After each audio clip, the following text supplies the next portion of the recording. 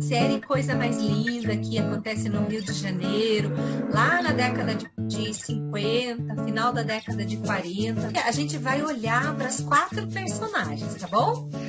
Vamos falar das 4 personagens. Não faz mal quem não viu a série, porque a gente quer olhar para 4 mulheres e cada um tem uma provação que está passando. Ou várias, né? Vários problemas. Então, a gente vai olhar primeiro para Malu. A Malu é a Maria Luísa. Ela, digamos que é a protagonista dentre elas, tá? A Malu, ela é cheia de sonhos, vindo para o Rio de Janeiro. Ela vem encontrar o marido. Ela é muito rica. Ela nunca viu pobreza. Tá. Eu vejo nela uma personagem, uma mulher bastante submissa, que resolveu enfrentar a vida e deixar essa coisa da submissão do pai, daquela ilusão de marido que ela tinha, para viver o sonho dela. É isso. Olha o movimento que ela faz. Se ela ficasse lá em São Paulo e dissesse para o marido dela, não quero ir para o Rio de Janeiro, tá bom aqui, eu vou ficar aqui mesmo. Então, ela ia ficar no conforto e ela ia ficar ali. E o marido dela, que não era boa coisa, porque foi para o Rio de Janeiro, gastou todo o dinheiro dela, sumiu, e ela descobriu que ele tinha um monte de diamantes. Ele tinha amantes, né? Não diamantes. E ela descobriu potenciais dentro dela diante do sofrimento. Segura essa informação que ela é suprema. Olha, ela sai do conforto dela e vai para um outro estado, para uma outra região. Muitas vezes, nós internamente, dentro da nossa psique, fazemos também viagens, mudamos também nossos sonhos, projetamos a nossa vida em outro lugar. Sabe, esse movimento que a gente faz dentro de nós. Sabe quando você vai percorrer um caminho que você não conhece, você vai vai começar um novo curso, você vai começar uma nova fase da tua vida, quando você começa a se relacionar num namoro, num casamento, é uma pessoa nova, você entra dentro de regiões tua que você não conhecia. Você pega o ônibus ou o avião e viaja para uma outra região dentro de você, porque você não conhece aquela outra pessoa. Eu não conheço a Heloísa, por exemplo, por exemplo, se eu me torno uma enfermeira, se eu vou fazer um curso e de agora em diante eu vou trabalhar na área da saúde, dentro de um hospital, e eu começo a atender pessoas no leito do hospital, eu estou caminhando internamente por um espaço que eu não conheço dentro de mim. Eu não sei como eu sou pegando uma veia, por exemplo, de uma pessoa. Eu tenho que descobrir dentro de mim uma outra força para fazer isso. Eu tenho que aprender a Heloísa nova, que vai ser enfermeira, entende? Cada papel na nossa vida representa uma força nova que se levanta. E assim é bem simbólica a viagem da personagem indo para o Rio de Janeiro, saindo de São Paulo, do conforto, e indo para o Rio de Janeiro. Então, sempre que a gente se dá essa oportunidade, a gente pode encontrar alguma ferida, a gente pode encontrar um novo desafio, mas também muitos potenciais. Tá? Então esse é o primeiro movimento dessa série que todas as personagens vão percorrer, porque todas elas vão sair de um patamar e chegar em outro. E para fazer esse caminho, elas vão encontrar muita aprovação. Então o pai não confia nela, o marido foi embora, e lá no meio de uma bagunça, que ela tá, quando ela resolve fazer então o restaurante, né? Ela vê que a casa que o marido dela tinha encontrado para ela fazer o restaurante e tá tudo virado, tudo uma bagunça lá. E o que são cenas que eu vou pensar, tá bom? Porque depois o contexto é muito rico, é demais riqueza, mas é só para que possa dar uma aquecida na nossa psique, uma provocada. Então, o que que ela vê? No meio da bagunça, ela encontra uma estatueta de quem lá? Quem lembra o que que ela encontra lá? Ela encontra de manto azul. Ela encontra Iemanjá. Iemanjá. Isso mesmo, Elaine. Ai, me dá um arrepio nessa cena, gente, porque é tudo que a gente precisa para hoje. É no meio da bagunça que mora o sagrado. É no meio da provação, é no meio desse momento mais difícil que às vezes a gente está atravessando, que mora a cura, que mora o que a gente tem de melhor. Quando ela encontra a Iemanjá, ela não sabe direito o que que é, mas ela fala e repete várias vezes no filme. Tem algo muito mágico acontecendo aqui. Tem uma cena muito bonita também, quando ela tá lá naquele barco, que ela aceita ir, ela vai naquela festa, e onde ela escuta a bossa nova, né? Que era uma coisa muito nova, né? Da bossa nova, que é suave, que é dançante, assim. Quando ela entra em contato com aquele som e ela tá naquele iate, né? De luxo, que ela tá lá com a alta sociedade carioca, e lá ela vai ver várias pessoas, mas ela tá ali com ela tá sofrida, angustiada, mas foi a polaridade já dela solar que levou ela para lá. E ela sobe naquele mastro, né? E quando a amiga dela, a Lígia, fica perguntando: o que que você vai fazer?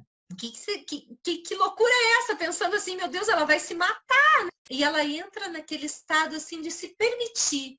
E ela se joga naquela água. A água que é o elemento de hoje.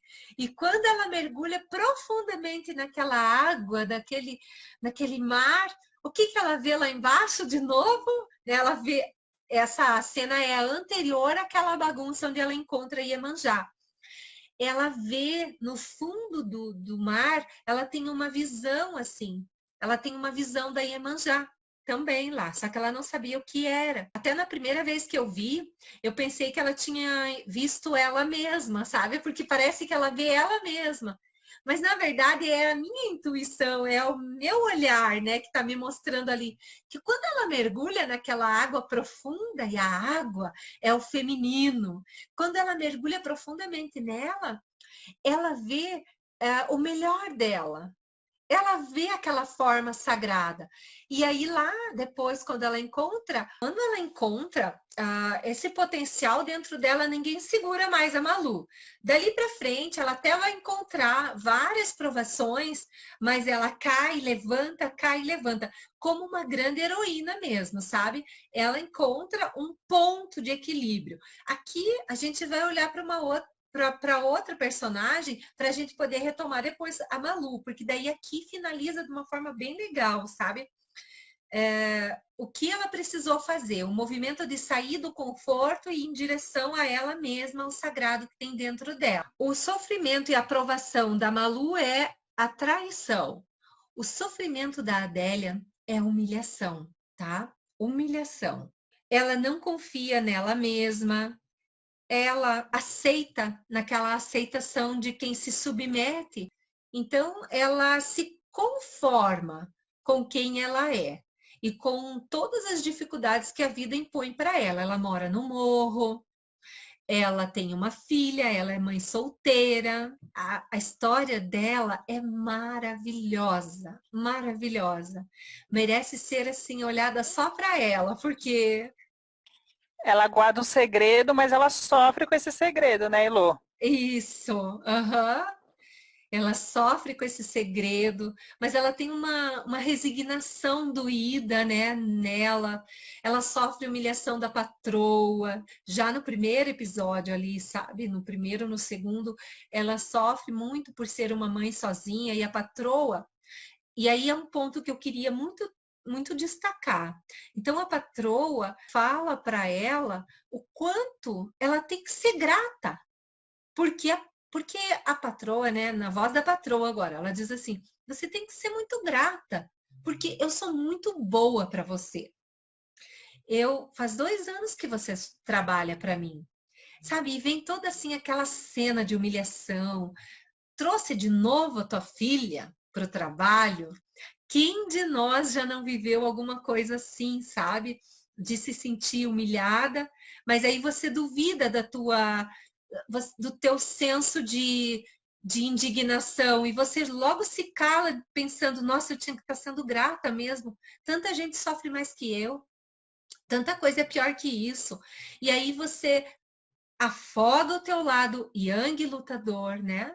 Resignação, que não é a resignação que nos leva para uma libertação, mas que nos algema a cada vez mais a não ter liberdade, a não ter garantia de ser quem nós somos, mas de ser quem as pessoas nos determinam como a gente deve ser. A Adelaide me ensinou bastante coisa, sabe, gente? E, e é uma cena que eu choro e choro só de pensar nela. A Malu convida a Adélia para ser sócia dela. E a Malu pega, depois que a Malu recebeu 3 negativas, porque 3 homens no mesmo dia dizem para ela que ela não pode realizar o projeto dela de fazer o restaurante sozinha, sem o marido, porque ela não pode emprestar dinheiro no banco, porque naquela época a mulher não tinha conta em banco e não podia fazer empréstimo. Só o marido, só em nome do marido ou do pai. Não, sozinha não pode. E o pai dela diz para ela: esquece isso. Você tem tudo, você não precisa de nada disso. Eu não vou botar meu dinheiro nisso aí. Você não vai mais ter meu dinheiro. E depois aquele cara, e ele olha para ela assim, tipo, você até que é bonita, Malu. Você tá aqui, você tá encantada com o carioca, você tá encantada com a bossa nova. Isso tudo vai passar. Você é tão bonita, o Rio de Janeiro é tão bonito. Por que você não coloca uma roupa bonita, não vai passear, não vai conhecer os lugares por aí? Vai se distrair, vai, você é mulher. Então ela fica indignada com isso e ela começa a nascer dentro dela um potencial de luta. E agora eu quero dizer para você, alguma vez na vida de vocês alguém já disse para você que, desiste disso, isso não é coisa para mulher. Tem, Fernanda? Para com isso. Muitas vezes. Muitas vezes, né? E outras mulheres também falam isso, né? Não precisa ser assim, né? Aham. É Esses doído dias de eu ouvi, né? Não precisa amamentar, né? Não precisa se dedicar à amamentação. Você dá uma mamadeira e já resolve. Nossa, isso quantas vezes? Quantas vezes, em qualquer situação, não precisa ser num projeto, né, profissional. Em muitas vezes na nossa vida em que a gente quis fazer alguma coisa diferente ou ousar, tanto no feminino quanto no masculino, em qualquer potencial, mas saia um pouquinho do convencional para você ver. Saia um pouquinho da região de conforto para você ver o que você vai ouvir. É imediato, muitas pessoas vão dizer pra gente: ai, para que isso? Você vai achar sarna para se coçar. Você vai. Elaine, Heloísa, eu posso só Sim, fazer uma complementação? claro, Sei que você pode vai falar sim. das outras personagens também, mas num sentido geral, e se você olhar com um olhar bem crítico, você vê que ali os homens, todas elas vão passar por essa situação de deboche, de mulher menos inteligente, menos qualificada, todas vão passar. E de uma certa forma a gente vive essa situação até os dias de hoje. Sim, sim, muito. E é muito importante a gente olhar isso, porque é a consciência que tira a gente da zona de conforto. Tem uma cena linda, linda, linda, vocês vão lembrar. Mas é nessa aqui, ó. E ela escreve lá na agendinha dela assim: hoje 2 mulheres se reuniram e se comprometeram. E ela assina e diz assim, tá, assina aqui. E a Adélia tem 2 momentos para chorar nessa cena, tá? Primeiro que ela escrever numa agendinha e dar para a amiga assinar é muito nosso, é muito do feminino isso. Quantas vezes para nós basta isso? Isso, se eu fizer isso com uma outra mulher, para mim é tão válido isso, ou muito mais do que eu ter ido num cartório registrar com 1000 coisas, porque nós somos assim. A gente é muito emoção e a gente sabe que quando uma mulher ela tem um sonho e ela vai ali fazer aquilo, o que move ela é tão simples. E eu escuto muito na minha vida, e aí vem também o universo muito yang, muito masculino, cobrando sempre da gente, mas você viu se tá tudo certo? Mas tem que garantir, mas tem que cuidar. E o nosso mundo não é tão corrupto.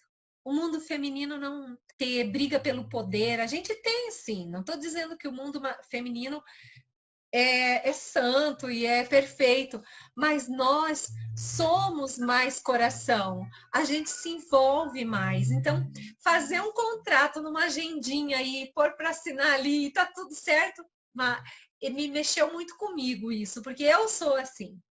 E outra cena, você nota quando ela está assinando que ela ficou sem graça de falar que ela não sabia escrever o nome dela, que ela não sabia. E muitas vezes ali é simbólico demais isso. Quantas vezes na nossa vida a gente foi a gente foi cobrada de uma forma que a gente teve vergonha por não saber lidar com alguma coisa. Principalmente, a gente fica nervosa, né, ou angustiada, principalmente por quando o fato principal da gente não saber é porque a gente é mulher, sabe? É porque você é burra, você sabe menos. Como é que você não sabe isso? Isso é forte, né? Isa, só voltando ali um pouquinho, porque é que eu desliguei meu vídeo porque eu vim para minha costura. Mas estou atenta aqui. Quando você falou ali da questão do contrato, e é que as pessoas ficam falando e cobrando se está tudo certo, se você já viu, aí é coisa assim do mundo e coisa de quem está muito apegado à questão simplesmente, unicamente de resultados, né? Claro que a gente quer ter resultado na vida, mas eu lembrei do documentário do Bill Gates, que é até a mãe dele que fala no documentário, durante o documentário, e é falado no meio e no final, quando encerra, que são 3 partes, que mostra no documentário que ele, apesar de ser muito inteligente, de ser muito rico, ele, entre aspas, fracassou em 3 projetos, 3 grandes projetos que ele tinha. Ele fracassou. E durante o documentário a mãe dele fala assim, durante a caminhada, não importa, a questão não importa os resultados, quanto tempo você demorou para chegar lá, quanto que você lutou, batalhou, se alguém te ajudou ou não, mais ou menos assim ela vai falando, o que importa é quem que você se tornou nessa caminhada, entende? Eu acho que mulher tem muito disso, sabe? Porque a gente é muito desafiada nessas questões aí, né, da sociedade, e não importa se eu vou fazer aqui, vai render tantos R$1.000 por mês ou alguma coisa assim. Não é isso que a gente quer mostrar. A gente só quer mostrar hoje que a gente pode, a gente consegue. A gente pode no sentido de a gente tem o direito de fazer, de tentar, e a gente pode no sentido que a gente tem todas as capacidades de fazer, entende? Porque a questão de feminino em sociedade não diminui a gente em nada nesses projetos. Só que a gente aceita, sim. Quando as pessoas vêm e falam e vão diminuindo a gente, não precisa fazer isso, não precisa fazer aquilo, você está se esforçando demais, para com isso daí não é coisa... Meu pai vive falando que eu tenho que fazer alguma coisa para me aposentar. Veja só. Preocupação dele, né? Ai, ai. Mas era o que eu queria complementar ali no que muito você bom. falou, que é a questão do... Não é só o resultado, é o que a gente vai se tornando e a gente está bem apegada com isso, né? Durante a nossa vida. Mas e aí, Marcinha, veja, Quantas vezes nós, mulheres, já fomos, então, passadas para trás porque a gente confia? Não é? A gente confia. E pra gente, se alguém diz... Meu Deus, quantas É, vezes. não é, Elaine? Porque você vai lá e você olha nos olhos, né, da pessoa e não acredita que ela vai fazer algo de ruim.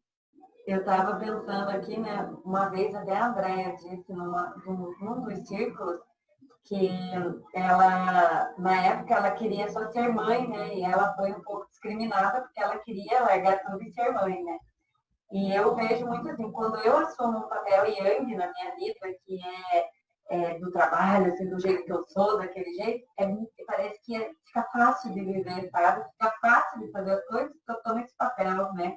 Muita gente fala assim pra mim, nossa, Helena, você com seu currículo podia procurar um emprego, podia ganhar bem, olha só, não sei o quê. E eu tô numa luta até inversa da personagem, no sentido, assim, por causa da nossa época, vamos dizer assim, porque eu acho que a mulher desgarrou, vamos dizer, ela tentou entrar no universo yang, aí hoje, o que eu enxergo assim é que a mulher às vezes tenta sair desse universo yang, mas sem deixar o potencial dela de lado, Isso. Mas que nem eu optei por deixar o mundo corporativo para empreender, e hoje realmente, meu Deus do céu, eu não ganho quase nada tentando, sendo que era muito fácil para mim levar um currículo no lugar e ganhar dinheiro, bastante dinheiro por mês e pronto, resolvi o problema.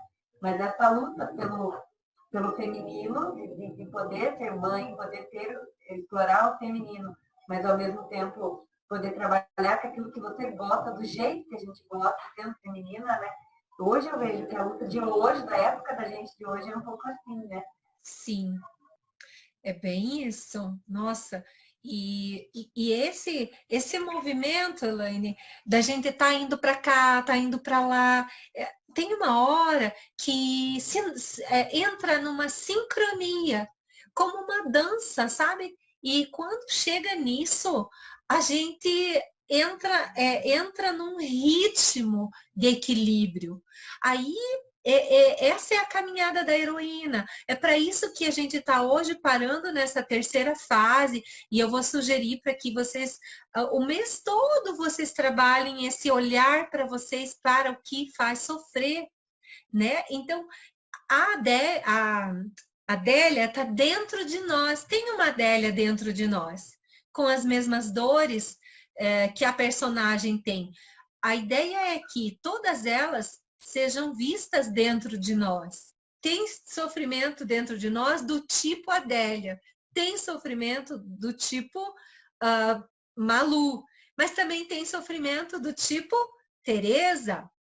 A Teresa já é uma mulher mais resolvida. A Teresa trabalhou em Paris, morou em Paris, ela é muito bem resolvida, né, profissionalmente. Ela tem um marido legal, ela tem, a princípio ali é legal, eles vivem bem, eles vivem numa liberdade, um casamento totalmente moderno para aquela época e até em alguns momentos para a época de hoje também, né? Mas a Teresa, ela entra no universo masculino e consegue conduzir-se fazendo o papel que o mundo quer. Então ela cresce, então ela vai lá no Mundão, né? Que é a revista onde ela trabalha, que é um escândalo aquela revista, né? O que eles fazem? Eles fazem uma revista feminina que só fala de coisa do mundo feminino, que não é esse mundo que a gente chama de sagrado, né? Porque o mundo feminino que eles estão falando lá na revista, que é só cozinhar, moda, maquiagem, filhos, a gente não está falando desse sagrado feminino, porque esse sagrado é um sagrado, cuidar de tudo isso, mas é de homem e mulher, né? Não é só da mulher. Enganaram-se aí profundamente os que estavam achando que a gente ia viver desse jeito e conformadas, né? Não é isso que a gente quer. Não é ficar se ocupando e feliz sem brincar de trabalhar e ganhar dinheiro e mostrar competência e tudo mais. Mas ela aprendeu, a Teresa, a entrar nesse universo, andar por ali, dar risada da cara desses homens ainda, né? E viver. Só que a Teresa, ela é uma daquelas mulheres que esconde um drama muito bem escondido, que foi a morte de um filhinho, né? Que ela perdeu. E aquilo dói tanto para ela, dói, que cada vez que ela faz contato com aquela dor, ela se transforma. Você vê a personagem, o rosto dela modificando, a performance dela modifica.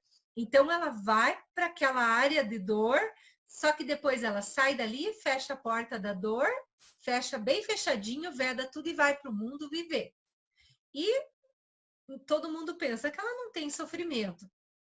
Então, a palavra do sofrimento dela, trauma. Daria para a gente ficar falando muito de cada uma, né? Mas é importante que a gente resuma.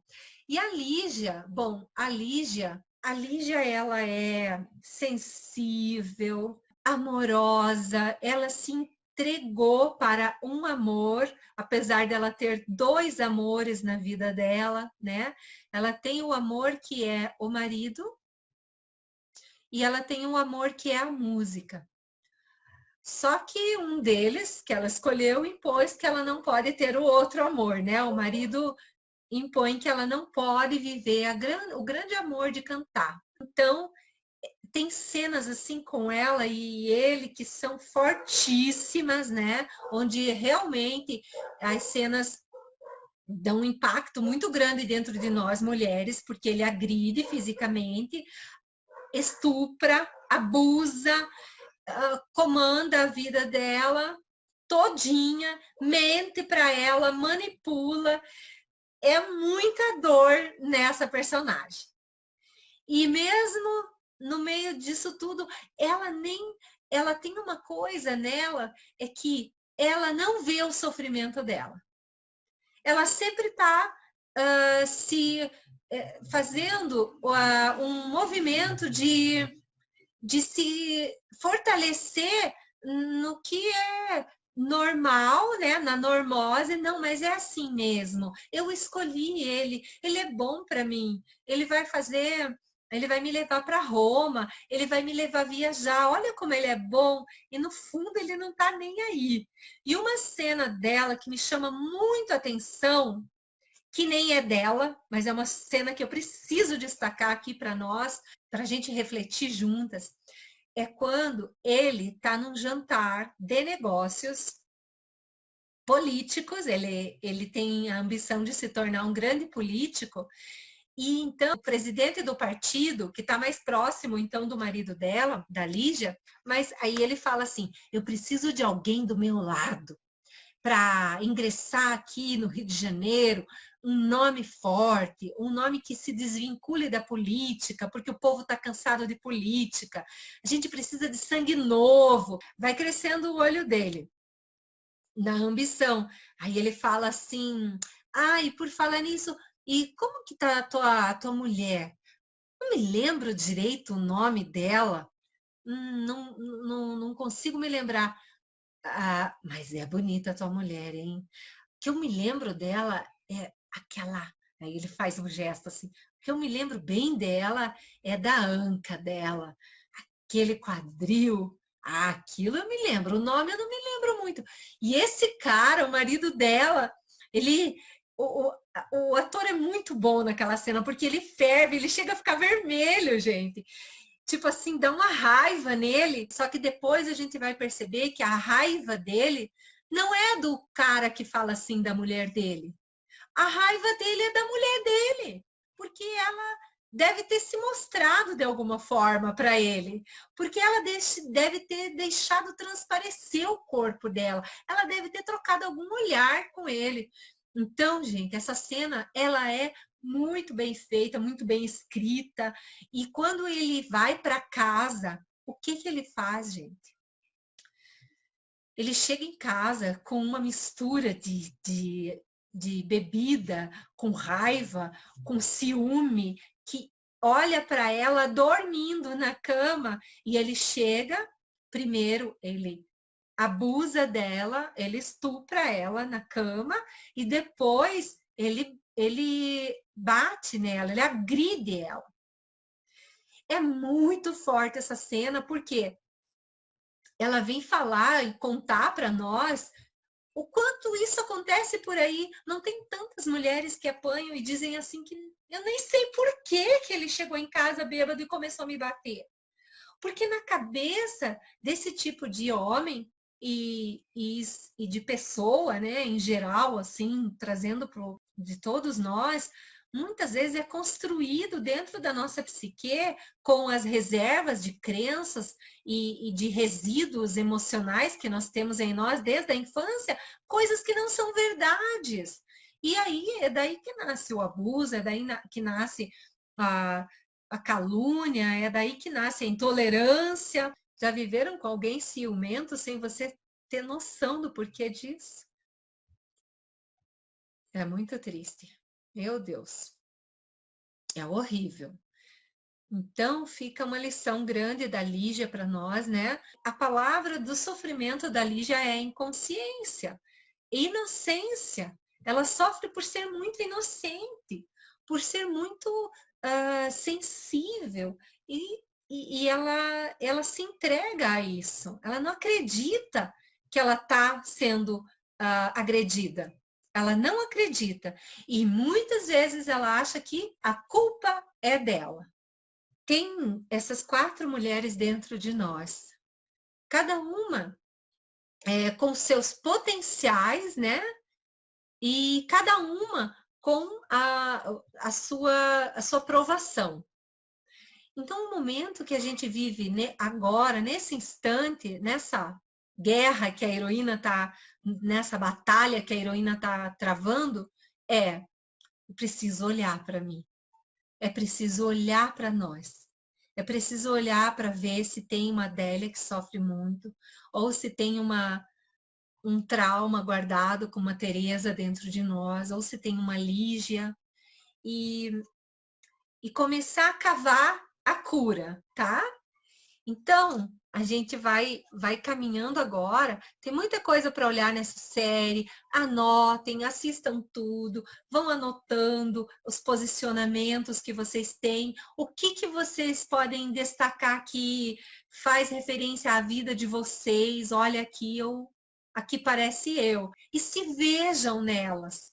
E vocês vão travar a maior vitória que vocês podem ter diante das provações. Quando vocês, primeiro passo, descobrirem quais são as provações maiores que vocês têm.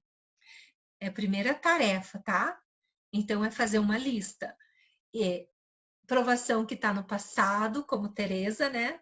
Provação que está no presente, no agora, e provação que podem estar vindo no futuro. Essas provações, geralmente, elas vêm carregadas da emoção do medo. Quando vocês lembram, vocês sentem medo. Gela o corpo, porque falta o sol e yang, e é ele que vem nos resgatar.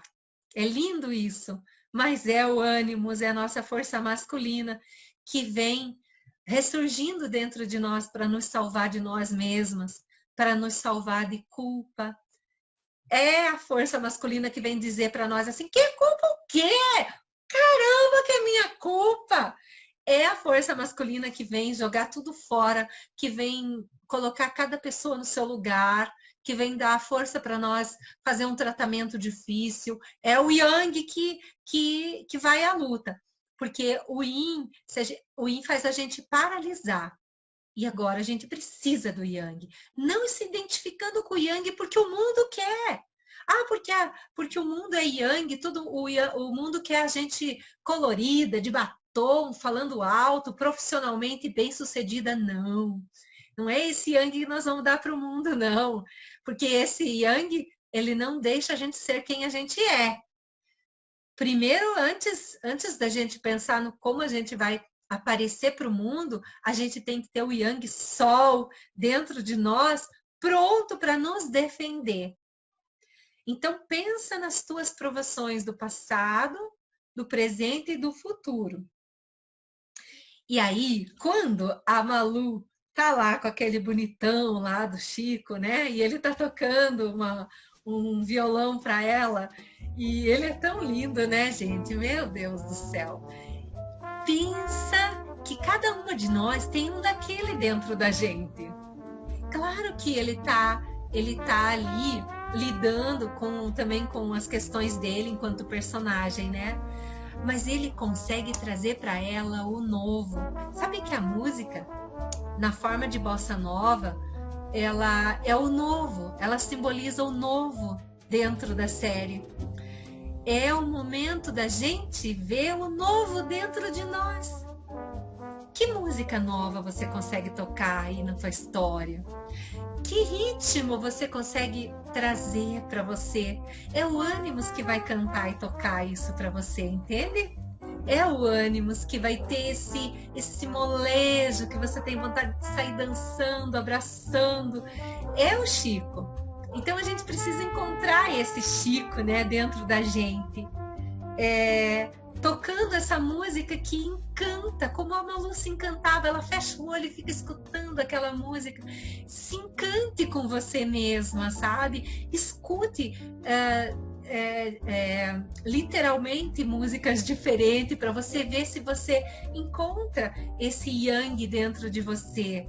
E ele não vem para enfrentar o homem no mundo, ele vem para enfrentar o mundo das provações dentro de você.